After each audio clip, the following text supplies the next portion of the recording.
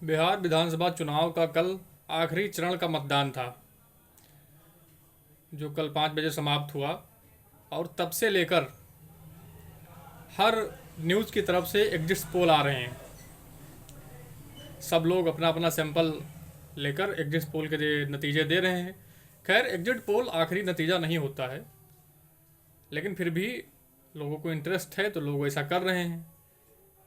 लेकिन हमारा exit poll पर कोई भरोसा नहीं है, कोई विश्वास नहीं है। ये सिर्फ एक सैंपल साइज होता है जो हर न्यूज़ का, हर साइट्स का अलग अलग होता है। कोई कहाँ से सैंपल ले रहा है।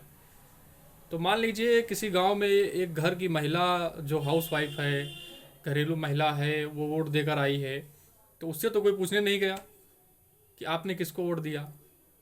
या कोई किसान जो सुदूर के खेतों में काम कर रहा है, उससे तो किसी ने नहीं पूछा कि आपने किसको वोट दिया है। तो ये बहुत छोटे सैंपल साइज होते हैं। मान लीजिए 1 करोड़ लोगों ने अगर वोट दिया है तो कुछ हजार लोगों का सैंपल साइज है। तो ये आखिरी नतीजे नहीं है। खैर, नतीजा जो भी आए, लेकिन बिहार में आपको कुछ अजीब देखने को मिलेगा। अजीब यानी उत्तर प्रदेश की एक पार्टी बिहार में कुछ सीटें जीतेगी, ये ऐसा हमारा अनुमान है। हो सकता है ना भी जीते, लेकिन हमें तो लगता है जीतेगी। उस पार्टी का नाम है बहुजन समाज पार्टी। हो सकता है 1 या 2 सीटें वो जीते। पिछली बार भी उसने जीता था, लेकिन इस बार भी उसकी लहर है वहाँ, और 2-3 सीटों पे तगड़ी फाइट दे रही है सीधे बीजेपी को।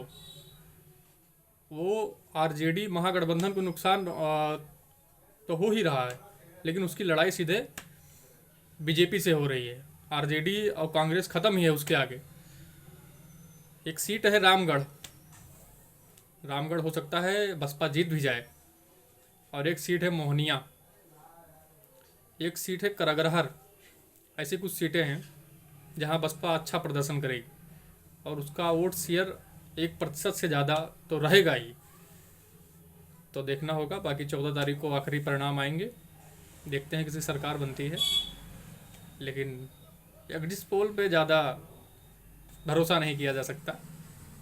तो वेट एंड वॉच, देखते हैं 14 को क्या होता है।